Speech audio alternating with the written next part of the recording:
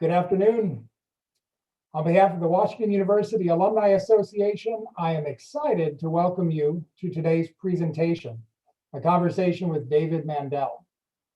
My name is Brian Fiedler, and I serve as the Associate Vice Chancellor of University Advancement Programs.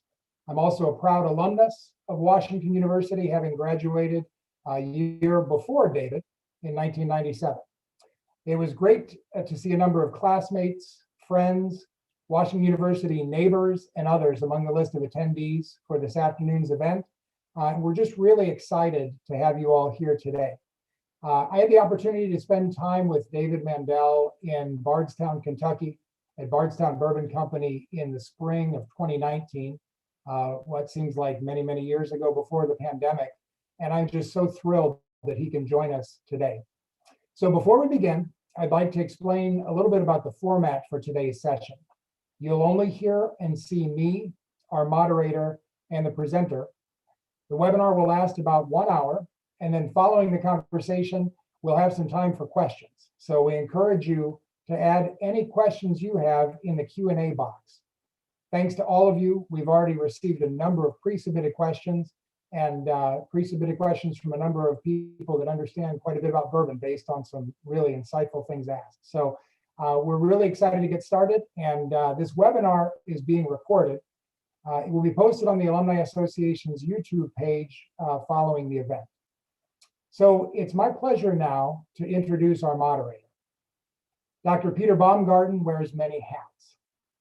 He is the Koch Family Professor of Practice of Family Enterprise.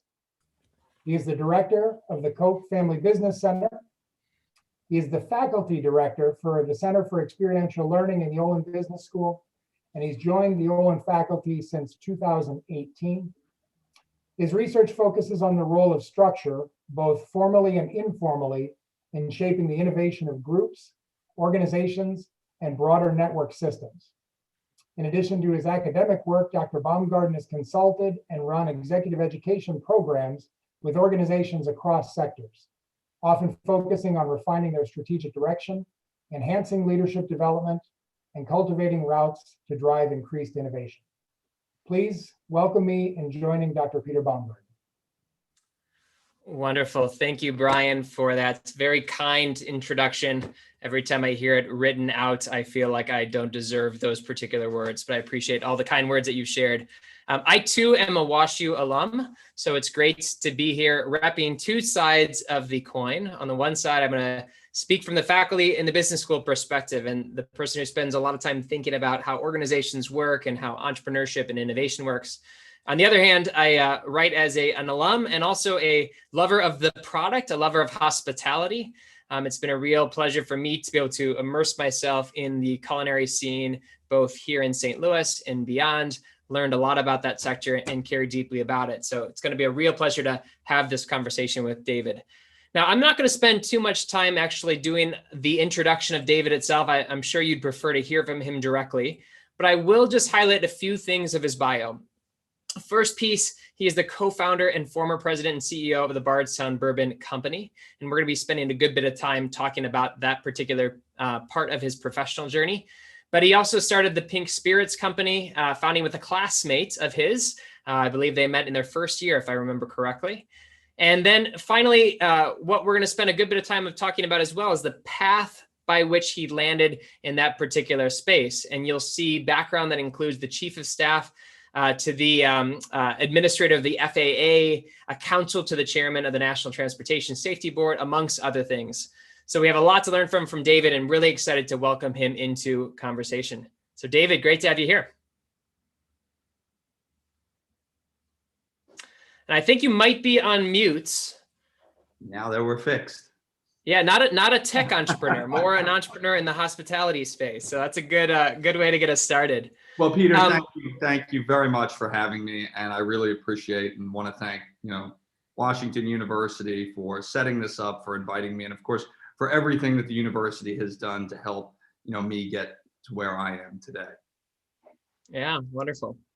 Well, I wonder if we can start by talking a bit about your story. And I find that with anyone's narrative, you can distill it down to a set of bullet points. You did this, you graduated from there. But we spent a little time earlier on today talking about the trajectory that you had from your time at WashU in pre-med through your experience at Oxford and a few other professional experiences along the way. And I wonder if you can spend some time telling us the story about how you think those unique experiences are actually tied towards your current role and your work at Bardstown more broadly. Yeah, I'd be happy to. And I laugh when you say pre-med, because of course that's how I came into Washington University. And, I have the benefit of having two wonderful parents that my father is a professor at Drexel in Philadelphia, an accomplished writer. And my mother was a nurse who became a doctor later in life.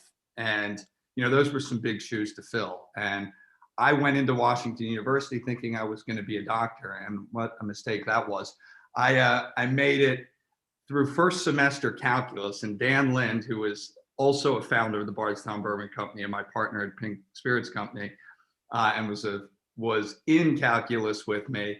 He did extremely well and became the CFO of both of those companies. Well, of course, I dropped out of calculus and did not pursue medicine, which probably is a good thing for humanity. And so I ended up going to law school.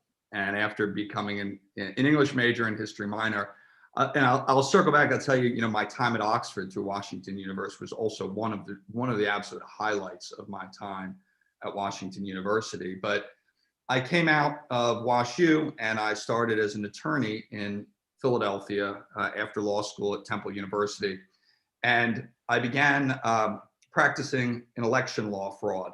And I ended up in Florida on the recount as an attorney for President Bush at the time, doing the military ballot arguments for 3 counties. And when I came back from Florida, and it was a remarkable experience, for anybody, regardless of the political spectrum. I was young at the time, and I came back, and the chairman of the law firm said, you should pursue a political appointment. And so I ended up down in Washington, D.C., and prior to 9/11, I was introduced to the woman who became the chairman of the National Transportation Safety Board, and I became her counsel.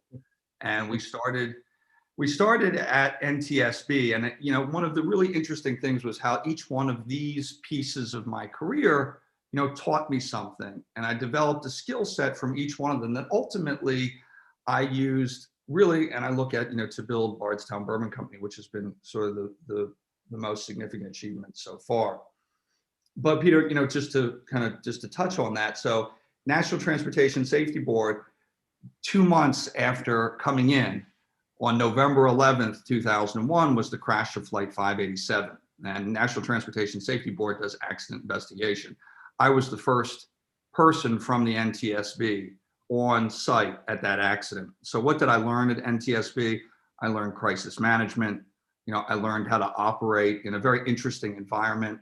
We then she was appointed chairman, administrator of FAA, and I went over as the youngest chief of staff of FAA. And, I've been given these incredible opportunities by a number of very significant people, and Marion Blakey was one of them. But so, each one of these things has built on the next.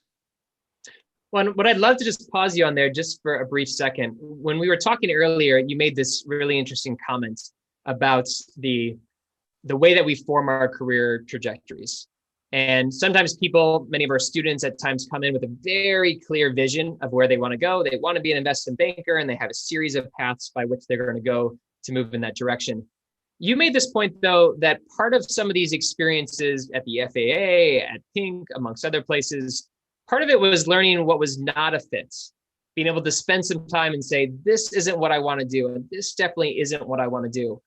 Clearly, there's some elements that you learned that were tactical, skill-based elements, but what did you pick up along the way that was this discernment process of landing you into this culinary, hospitality, entrepreneurship space as well? So it's funny you say that, Peter, because, it's true. And look, everybody has a different path in life. I am one, and I think others are probably similar too, that have really progressed by figuring out what you do not like. So process of elimination. And so as I, became a litigator, I realized that I enjoyed it. It was a chapter, but it was not something, as I looked long-term, that I wanted to do. I didn't see myself being a litigator and looking at that lifestyle long term. When I went into government, and I was a political appointee, I came out of National Transportation Safety Board and FAA, and developing some incredible skill sets there, but I didn't want to be a lobbyist. And so that was the path for a lot of people that come out of political appointments who go into the lobbying field, and there were a lot of people that do it. It just was not something that, I particularly wanted to do. So while we were at FAA, I was out to dinner with, I met Dan Lind, and we were at, that's our classmate, my partner. We were in LA at the time, and I was with the administrator of the FAA, and we were visiting Elon Musk. And FAA as one is, by the way, as one is, just hanging out with the head of the FAA. Can I tell you something? This was back before anybody really knew who he was, in the sense that he had, had created PayPal and sold it, but he had a rocket, the Falcon 9 rocket, in a hangar in the middle of Hollywood, and SpaceX was just beginning.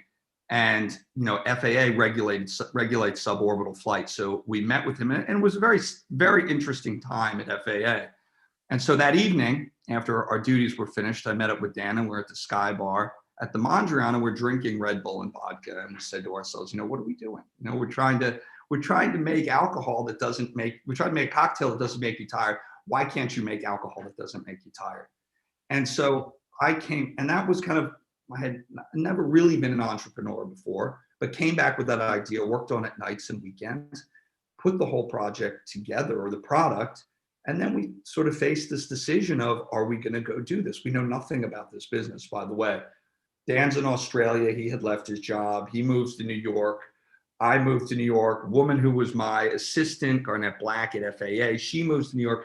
Dan and I move into a 2-bedroom apartment on the Lower East Side.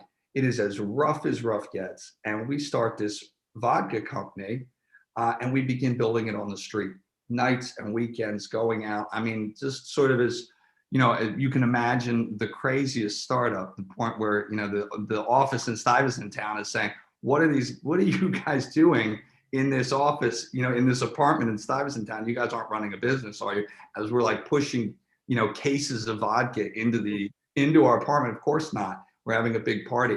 But so, what did we learn from that time? We learned what to do right and what not to do in building a spirits company. Pink Vodka was not an overwhelming success. In fact, we learned, it was not at all. I mean, we sold the company, but, as a result of the FDA coming after alcohol and caffeine with a product called Four Loko later, a lot of the upside for us was lost after we sold the company, but we learned from it. And, I think you often hear you learn more from, your failures than you do your successes. We absolutely did. And we took all of that along with, what we learned in our past careers, and took that to Bardstown Bourbon Company as we developed it. So that's a great introduction. I know there's a bunch of questions out there on the whiskey business, and then also a bunch of questions out there on all elements of entrepreneurship and scaling businesses moving forward. So we're going to spend a little bit of time going back and forth between the two. But I'm sure there's a number of people on the call that don't know a bit about your particular process and model and what makes it unique. And in fact, we're going to get that conversation started here by having you walk me through a bit of what's in this particular bottle. So I've got a bit of your product here, this little brown liquid. I've got this beautiful bottle right here as well. I wonder if you could explain a bit of your business by walking through how you came to this particular product amongst other ones that you do, because I think it'll help people get a good understanding of how you all function, and it also give me an opportunity to sip as I listen along the way. So you are holding, is that the Pfeiffer Pavitt finished Pfeiffer bourbon Pavitt. that you're holding? Yes, and I'm actually drinking our Fusion series right here. But that is a collaborative series that you're drinking, where we took an 8-year-old Tennessee bourbon that we did not produce, and we finished it for 18 months in Pfeiffer Pavitt Reserve Cabernet barrels. Suzanne Pfeiffer Pavitt, if you do not know her, is an incredible winemaker. After they dumped her barrels, we literally just took them immediately, put them into cold storage shipping, so there was no degradation, shipped them to Kentucky, unloaded them, immediately filled them with the blend, the 8-year-old Tennessee blend, and then put it away. And so you might say, well, wait a second. Now, you guys didn't make that bourbon, right? But, that's true. And so we're very clear about that. This is a really neat collaboration where we're taking our skill sets as blenders there, and we're finishing the product to create something unique. And it tells the story of two great companies coming together to produce one amazing product. And so we have a whole series of these. We've done one with Prisoner Wine. We did the one with a great Armagnac house, Copper and Kings Distillery, did a Muscat, Estelle finish, a American brandy finish. But to step back, Peter, I think, where the real story begins with Bardstown Bourbon Company is, we came out to Kentucky, Dan and myself, and Garnett, and, the original team from Pink Vodka. And we came back with, the idea that we were going to develop a distillery with our primary investor, Peter Lofton. And we came out there with one idea.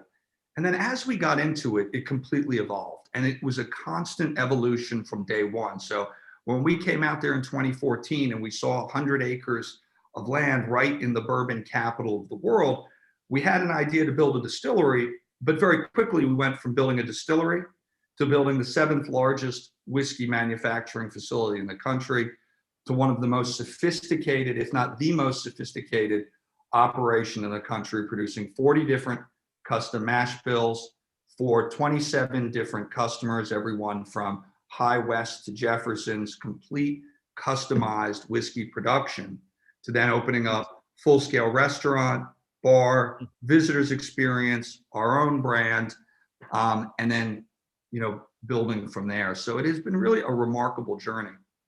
So David, let me walk us through some pieces that may explain a bit of that pivot on the entrepreneurship side. So I like how you say, on the one hand, you have to come in with a vision. So here you are as founders, you're getting some capital raised from the outside. You're doing so with some sort of pitch around what the business could be. And then at the same point, you hop into an experience and you learn about new resources, capabilities, people that you're bringing in, and you're finding ways to balance the need to be consistent, right? We can't just pursue everything, but at the same point, responsive as you learn new information. So I wonder if you can take us through those first couple of years a bit, as that new information came in, as you started to say, this has more potential than that. What would be a way that you as a team worked through that strategic evolution of your business? Yeah, it is, as you look back, it is amazing. And it's amazing to me what we accomplished in such a short period of time. And that is a testament to the team that we built. And that's where all the credit goes. I mean, the team that we put together and how hard everybody worked from senior leadership on down. But we started, with a vision. And so the idea was, if you're going to come in and you're going to start a bourbon company, how are you going to approach that? What's the story going to be? Because that's so important. And we really looked at, we're not going to try to make up a story. There's no distilling in my background. What is the story going to be? So we went the opposite direction. And we decided our story is going to be about celebrating all whiskey and this great community that's helped bring bourbon to the world. So it took us in the opposite direction. So we built a state-of-the-art facility, modern, all glass, because it represented our values of transparency, authenticity. As we saw where the industry was going, people want to know everything about their product. We were the first to put every aspect of what's in the blend on the label. So it started, Peter, because we saw this opportunity for custom whiskey production. Nobody was doing it like we wanted to approach it, and you have a lot of businesses where, you'll have, where you'll get great customer service as you're producing a product. In whiskey, custom whiskey production, it didn't exist like that. So there are a lot of brands out there that are produced in different facilities. But if you're a brand in the past and you were producing with one of the bigger guys, you basically had no control over what you were producing. You weren't allowed to say where it was from. There were all sorts of restrictions. And we said, what if we give great customer service? We provide a platform for brands to be able to celebrate where it's from, give them control over every aspect of what they want to make, totally custom. And then it comes from this great facility and we make it exclusive. And we sold out that concept all the capacity of the facility before it was finished being built. We expanded twice, 25,000 barrels, 50,000 barrels, 125,000 barrels. We're now roughly about over 130,000 barrels annual production, with all of it under contract for the next 5 years. So I want to put a pin on one of these points here and come back to it. In fact, there's a great comment or question, I should say, by Barry in the chat. And he asked earlier on about what's unique about the distillation process in comparison to something like Pappy's. And we've heard a little bit about how your model is quite different from that. But in fact, what I wanted to hear you talk about is a bit on the branding side. Mm-hmm. So we spent a little time talking about how many bourbons and whiskeys go deep into history and talk sometimes authentically, sometimes not, about their connection with the past.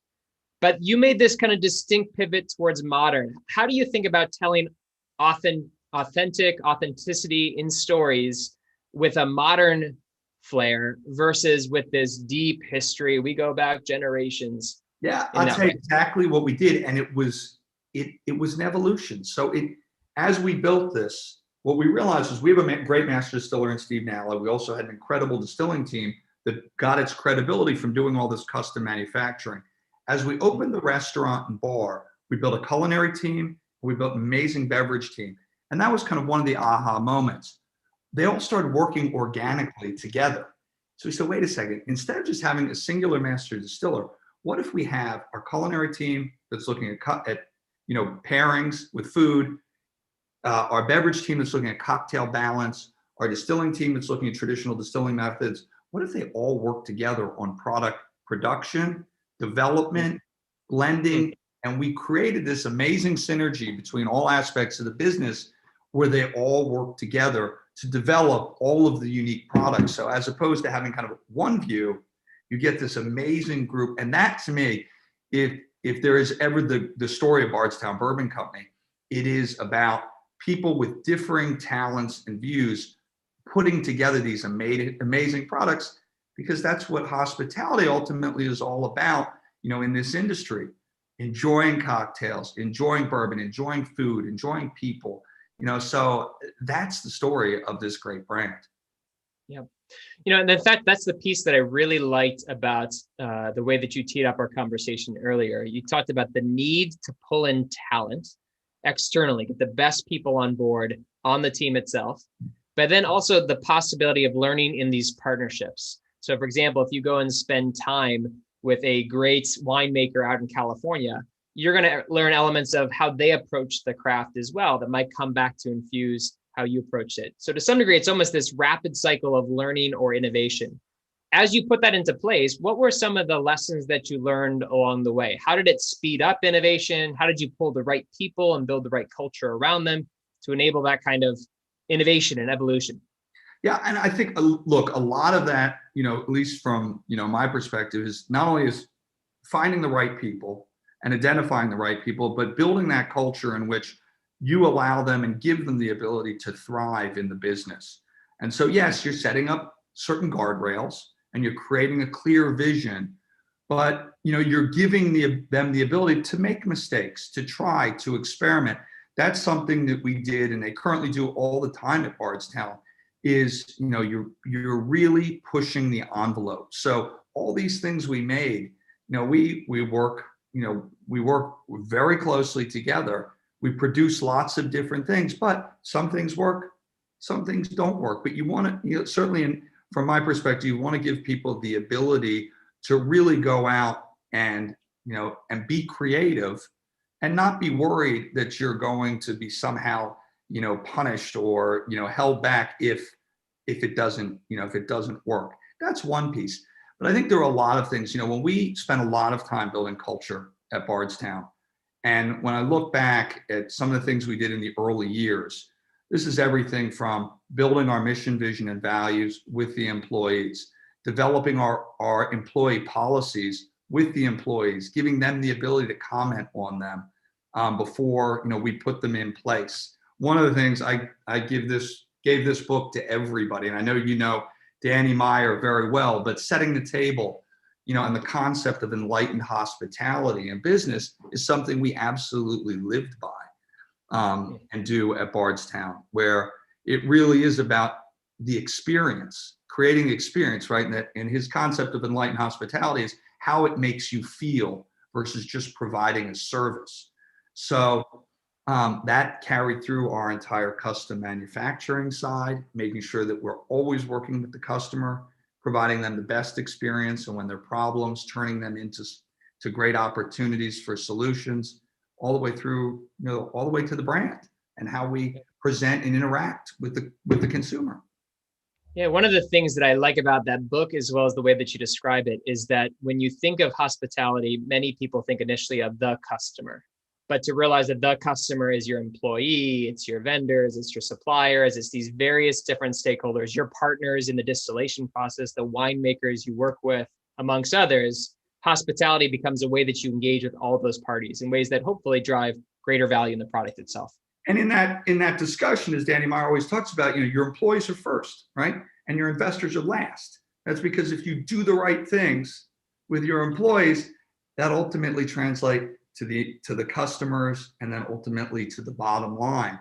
So in making sure that you're developing the right culture internally, again, for a new company and a startup company, we spent a tremendous amount of time on building culture, and I think it pays very significant dividends. Yeah. So there's a question in here that I want to get at because it actually deals with how you think about investors. So Jim threw a question in the chat, which I think was helpful, around setting the stage about who is investing in this world. So we think of the tech world, we think of the VCs and the looking for the 100x returns. Is this traditional venture groups? Is it strategic investors, as we talked about earlier on? Is it individuals? Is it family offices? Who are you seeing investing, and what are they looking for when they invest in a group like Bardstown?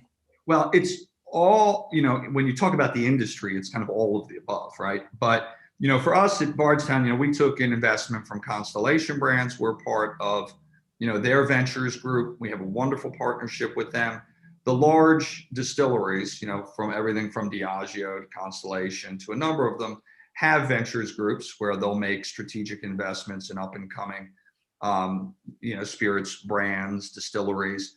But, across the industry, you will see, brands, you'll see high net worth individuals, you'll see family offices. It differs depending whether what the type of brand is. Specifically in whiskey, you also see a lot of investments, and you have over the last several years, in the commodity itself, because it is, you can buy whiskey, you can age it, and you can sell it as a commodity. There has been a lot of money that has gone in over the last several years. And in fact, there is a very significant amount of product that is reaching about 4 years or 4 years plus right now that will probably be coming into the market and affecting some of that, the prices for the wholesale market of whiskey. But I'll tell you, it is a very, very challenging business. And for people that invest in it, whether it's family offices or others, a lot of people think it is a very kind of sexy business, but at the end of the day, it's a very hard business. So we can touch on that a little bit. A lot of people go into it thinking that this is going to be, so much fun. And there are great aspects of it, but it's very hard. So let's dig into that. There's a few other questions I want to get to later on, but this is a great time for that one. We spent a little time earlier on today talking about some of the distance from the consumer that we might have if I'm producing the product and the consumer is way downstream and there's multiple layers between. I wonder if you can speak to what makes that difficult from the perspective of educating a consumer towards making a new choice. And what about your particular sequence of strategy, what you started with, what you eventually moved into, that tried to bridge that gap? Sure. So the industry is challenging for many reasons, one of them being that it's highly regulated. So you have a 3-tier system in the United States where you have manufacturers, distributors, and ultimately retailers. Manufacturers produce the product, they sell it to the distributor sells it to the retailer. There is more, that system has been in place since Prohibition, certainly with e-commerce and some things. There are changes that are creating some flexibilities, but that structure is predominantly in place. And that regulation makes it ultimately hard to get to the ultimate consumer. So if you think of it this way, in building a brand, you have to, in my opinion, you have to create an emotional connection with somebody. What makes you want to try one thing over another, or what makes you like one particular clothing brand over another. There is some sort of, brand conversation connection that the consumer achieves. In alcohol, it's even harder because you're asking somebody not only to put that product in their body, but you're also saying, if I'm going to drink this, I'm going to stop drinking this right now. I'm making a choice. And so when you walk into the liquor store or you walk into the bar and there is a wall of 1,000 products, why are you going to choose something else at that moment from what you normally drink or what you have become accustomed to? And that's where it's really hard. How do you create that connection? In the bar, you have a bartender, you have a drink menu, you have think about every multi-billion-dollar company in that space competing to be on the cocktail menu, to influence the bartender, to get on the back bar. There's a massive amount of noise. And so for us, having Bardstown, creating this experience with the restaurant, the distillery on this property, that to us was the opportunity. We bring you there, we immerse you in the experience. You have from the culinary side to the visitors experience to what we do behind the scenes when we take people through that constant interaction. When they leave there, they're connected to the product. Bringing the bartenders in there, they leave and they have a connection. And so it takes a long time. And then you have to figure out, how do you take that experience that you create there and that feeling and take that out to the market? And so for us, having Bardstown and creating this place, which is, we like to say, is like the Napa Valley experience on the Bourbon Trail, is the greatest marketing component we have in building that connection. So David, going back to that point, I mean, you talked about this evolution of the strategy from when you first started the work to eventually what it became.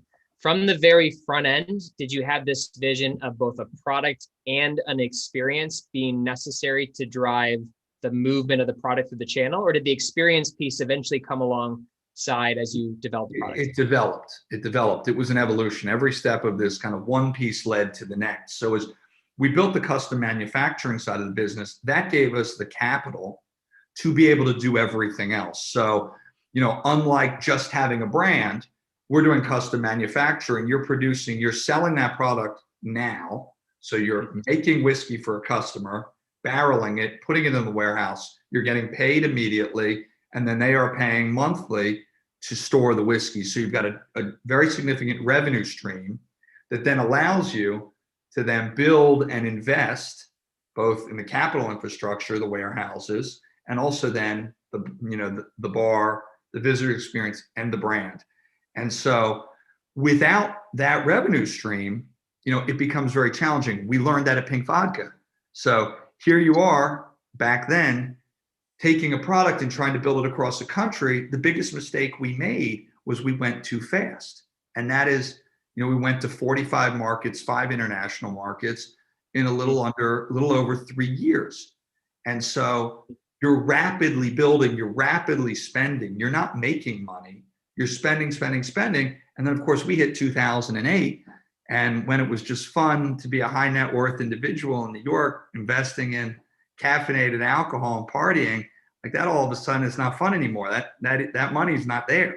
And so That's when we made the decision to sell the brand. Yeah.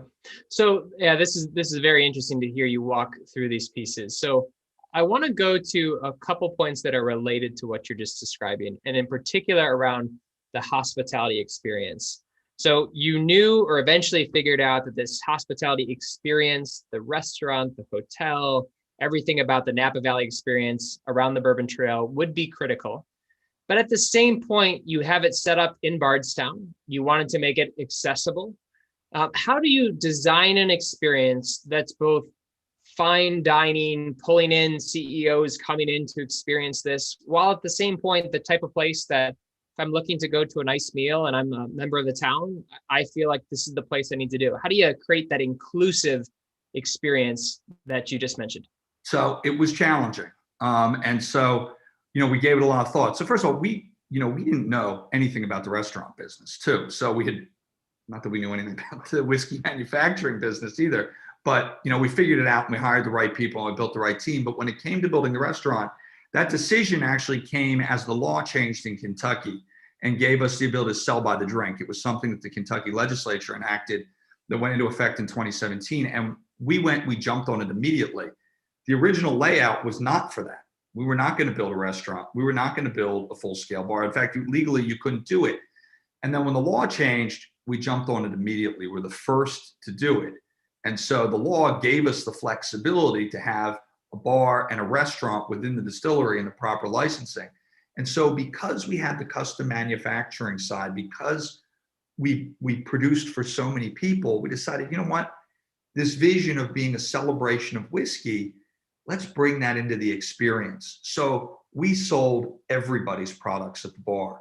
We sold in our retail center all the products that we made that we were allowed to, that didn't have NDAs, that didn't want us to say that we produced it. We sold them in our visitors experience. So you came in, and you do now, you come in and we have everything.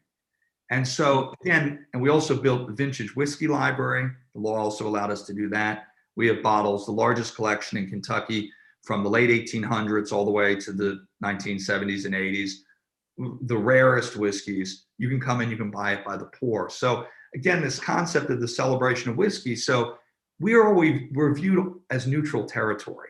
So what would happen is as we built the restaurant was that the CEOs and the master distillers of all of these other distilleries, and we have 12 major distilleries right around, right here in Bardstown, the bourbon capital of the world, or within 10 miles, they're having lunch there and they're having their products. And then as we were developing this, we figured, well, how do we create an experience that's going to work for the visitor, for that CEO, and for the community of Bardstown?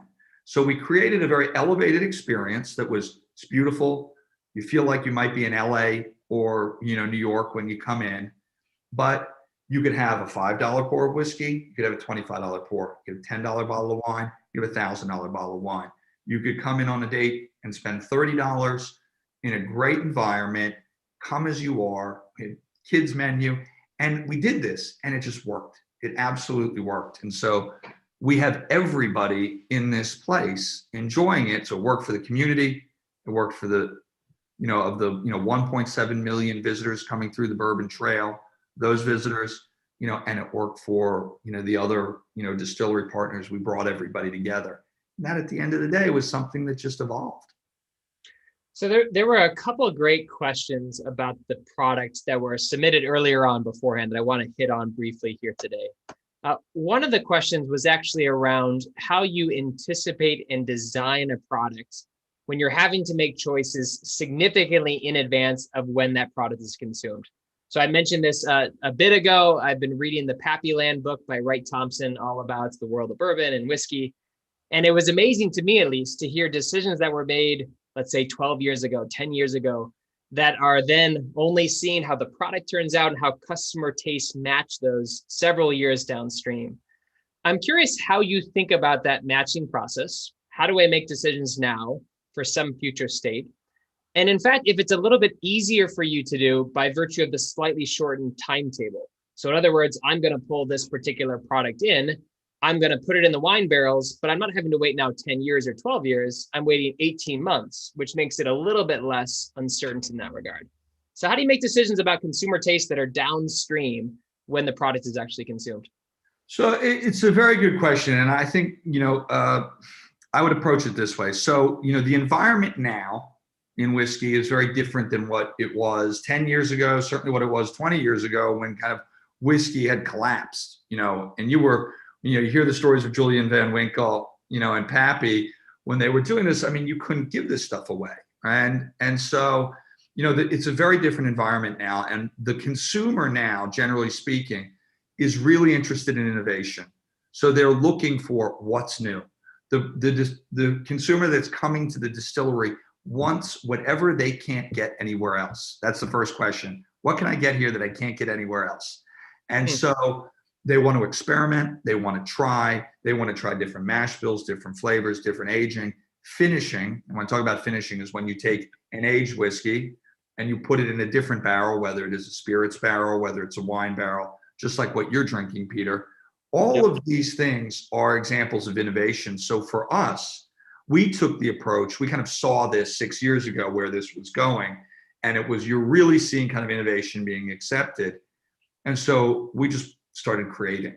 And so the idea was, okay, we're already producing 40 different mash bills. So we'll produce in that line, we'll produce for ourselves too. We'll just start putting it all away. We'll create these collaborations, as we identified companies, and you can see them like all right behind me. I mean, we've got the Copper and Kings, Chateau LeBlanc, The Prisoner. I mean, it goes on and on. And we just started making them, putting them away. And in the grand scheme of things, some of it isn't rocket science. Certain flavors will work together, right? Give it a shot. It's two great products, two great flavor profiles. But one of the things that we did differently than others is on the finishing. So with that product you have there, that's finishing for 18 months. Typically a lot of products would finish 6 months, 8 months, because they wanted to rush them out and get them to market. We'd let that sit an additional 18 months or more, and we saw this dramatic improvement in the final product. So everything that we have in our collaborative series is a minimum of 18 months. And so we just test, push, put it away, and we can't make it fast enough at this point. Everything that we're producing is on allocation. So yeah, David, I mean, that's a really great description there. In fact, what was interesting to me, linking together a comment you made earlier, was this point on the one hand that the consumer might be hesitant to change, right? I've always liked such and such whiskey. I've always liked such and such bourbon. And at the same point, the consumer is hungry for new, hungry for innovation. Is that a different type of consumer that is seeking out the new versus the traditional? Is it a different experience that they're ready for new? What's different about the exploration moment? So I would tell you, based on kind of what I saw at Bardstown, and what was great about having the restaurant in the middle of the facility was basically like having an innovation laboratory. So we did 70,000 people through that restaurant the first year that we were open. And so you're interacting all the time. We want to go see what people think about something. Let's go down the restaurant. Let's go start walking around, giving it to people and talking to people. You learn so much from that environment and having this like real life laboratory in the middle of the distillery. So what was amazing we found was it wasn't what you think. It wasn't like an older demographic is stuck this way or a female demographic is stuck this way. What we found was across the board, certainly where we were, people loved knowing about their product. So they liked transparency. They liked authenticity. They wanted to learn about it. The deeper and the richer the story, the better. And really, the funny thing is, even with some of the hardcore bourbon enthusiasts that would want their product a certain way, these amazing flavor combinations that came out of really pushing the envelope on finishing, that was what people wanted, and they wanted to try it. And so we really saw an amazing reaction there. So I think it's very hard to say that consumer breaks down any particular way. What we saw was when you had that combination of all of those things together, people want it. What do they not want?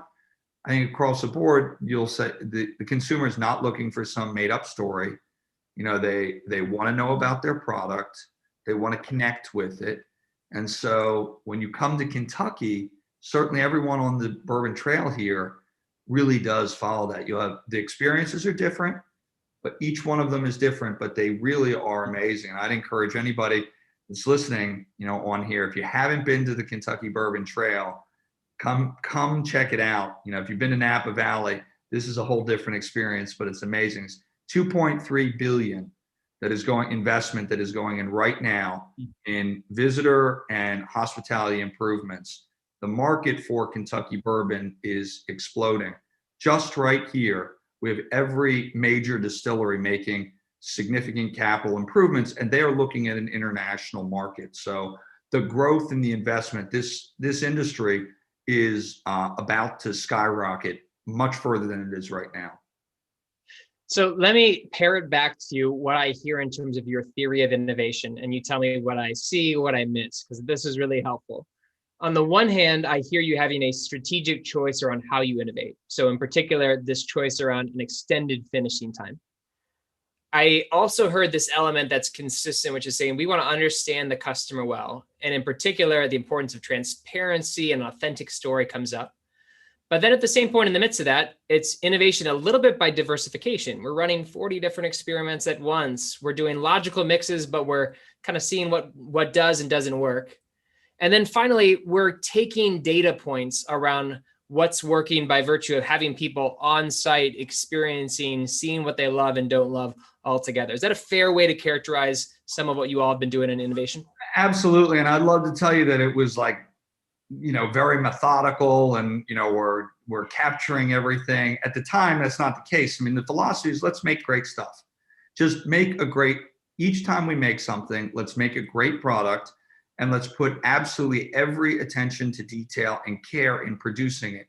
Because of what comes out of that bottle, whether it is something we make and we distill and age, or whether it is we're blending 4 different aged bourbons, because we own a very large inventory of different products that we buy. Kentucky bourbons, Tennessee bourbons, Indiana bourbons, anything from 5 to 15 years. And we make a great blend. That's our Discovery series. Each time we put something out, it has to be exceptional. And to me, if you follow that philosophy, you're never going to go wrong. You just make great things. Yeah. So I want to hit on a few points, some of which were in the chat and some of which came up earlier on, around what we're seeing in terms of some of the shortages of high-end bourbon. Whether or not it's a strategic shortage to drive up pricing, whether it's they didn't produce enough product earlier on, how would you understand kind of the supply and demand mix and a mismatch to some degree in terms of the amount of demand that there is out there for the product and the amount that's available from a supply standpoint? Well, every company's different. And every company has its own strategy in terms of how it allocates product. But I can tell you almost across the board right now, if we say like 3 years ago, maybe it's a little different.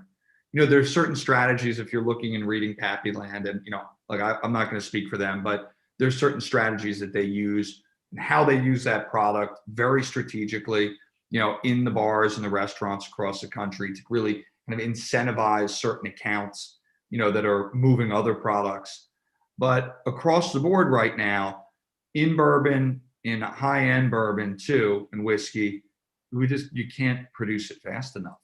And so, again, if you have a good product, it's very hard, to get it, and it's predominantly on allocation. And I think you're going to see that, Peter, that's going to continue. And so, when you look across, again, the investments that are being made in the industry, everyone is looking overseas. They're looking at emerging markets, the Far East, India, China. They're looking at South America. So when you look at the Far East, for example, if you take kind of the growth over there, Scotch is the majority of the market. 1 or 2 or 3 percentage point movement for bourbon is a massive. We don't even have enough bourbon aging in Kentucky to meet that demand. And 90% of the bourbon comes from Kentucky. So it's it is remarkable. And so that's where the big companies are looking right now, because they're the ones that will open up those markets. All right. So there were some lessons earlier on in the Pink experience that you learned on the slowness of expansion or not moving too quickly. At the same point, there's a number of questions in here that if I were to group them together, I would put them in the question of growth, growing the number of products, growing the number of states that you go to. And you're talking here about growth of opportunity, right? You can't meet the demand soon enough. So how do you, David, the company more broadly, how are they all thinking about these balancing questions around needing to grow, market demand out there, and at the same point, not wanting to grow so quickly that it's not strategic and aligned with the brand of the organization?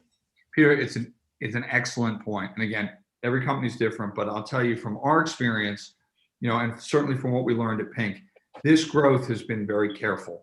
So, the company now, we started in 2014, we started distilling in 2016.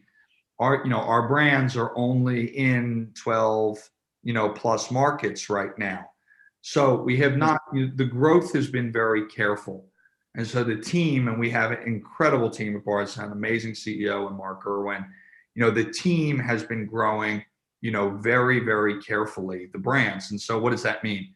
We go into a market when we have the right infrastructure in place, the right sales team, and we carefully grow. So when we're talking about not being able to produce enough, that is within the existing markets.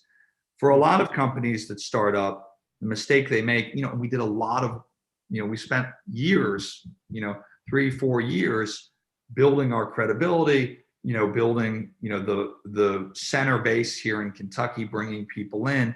And so we're benefiting now from being able to grow based on that kind of center, being able to bring people in and continue that cycle. So the company is taking a very careful approach, to how it's building. So I want to see if I can build upon a few of those points. I love your description on the blend, not the whiskey blend, but the blend of focus on growth and at the same point, appropriate speed. The question that I have for you as well, you've nicely described over the years what you learned from previous experience that helped you in current experience. So at Pink, I learned X, and therefore at Bardstown, I did Y. But I'm curious, regardless of what you do moving forward, career-wise, right? That will be an open question we'll all watch over time. What are some of the lessons that you learned from things that didn't go as well in Bardstown, or the experience that you say, I can actually mine something here that the next time I do something, fill in the blank what that is, I will actually be able to apply some lessons, much like I applied some lessons from Pink into Bardstown?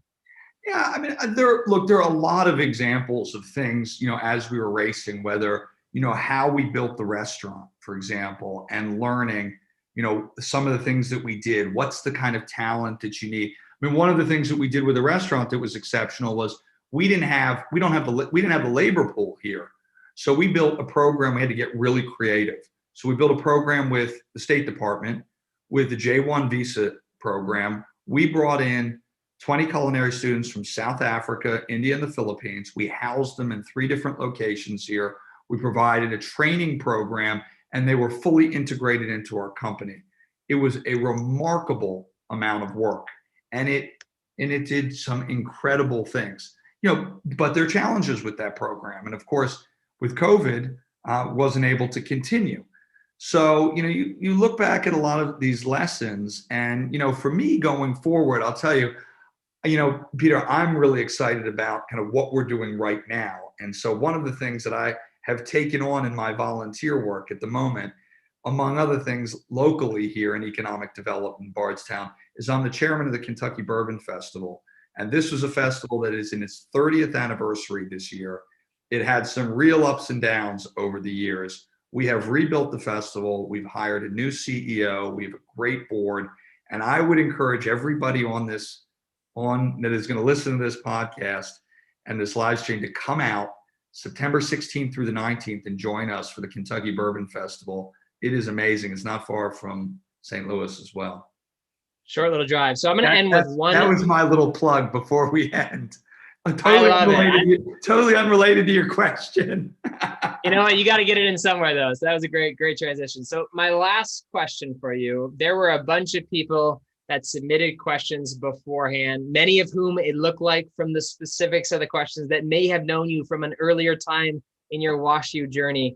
What are some of those ways that WashU, and whether it's Greek life or your freshman floor or whatever it might be, really did shape the David that we see here today? Well, that would be a very complicated question. I'll tell you one thing. We are of the age where we are lucky that nothing that we did was ever recorded or documented. So it's gone out of the photos. It's gone out of the photos. We were right before that. So I was one of those people that went in not going to be part of Greek life. And then, of course, the Kappa Sig, and I know we have a number of them on listening, hopefully, that became then Rush Chair, Pledge Educator, and Social Chair. And so it was one of those great, I'll tell you, WashU was not only an amazing experience from, the education that I got from my professors to Greek life and everybody on here. Many of those stories we can never tell, and thank you that they're not documented. But I'll tell you the experience that I got from you guys, being able to go to Oxford, being able to be part of that, given that experience, so much has gone on at WashU. I mean, so much for what WashU gave me, and the skill sets and really setting me on the right path. It was tremendous. And I'll tell you, it's been amazing to watch the university grow by leaps and bounds over the years. And I always say, there's no way I could get into WashU now with what I had then. So it's good to be part of something that gets better over time. I am of the same ilk. I benefited from an earlier entrance point into WashU. So David, I want to thank you for your time and your engagement. I love hearing about your ventures through entrepreneurship of various different stripes. I'm incredibly excited to see what you're going to do long-term over your career. I am very grateful to you for the opportunity to sip some of your wonderful product. But it is, again, a real pleasure to welcome alum like you into this conversation that are doing amazing things around the globe. So much appreciated for your time today and the generosity and insight that you shared along the way. Peter, thank you very much. Brian, thank you. If anybody is interested, you can learn more about us at bardstownbourbon.com. You can learn about the Kentucky Bourbon Festival at kybourbonfestival.com. But please, if you're in Kentucky, if you're a WashU alum or student, reach out to me. Would love to, meet with you and host you here. Thanks, David. Fantastic. David, thank you so much for sharing your insight, your wisdom, and your story. Peter, thank you for moderating the discussion. This was really a terrific hour together, and we look forward to seeing you in Bardstown. So everyone, if you look in the chat, you'll see that there are some upcoming events for Washington University alumni, and thank you all.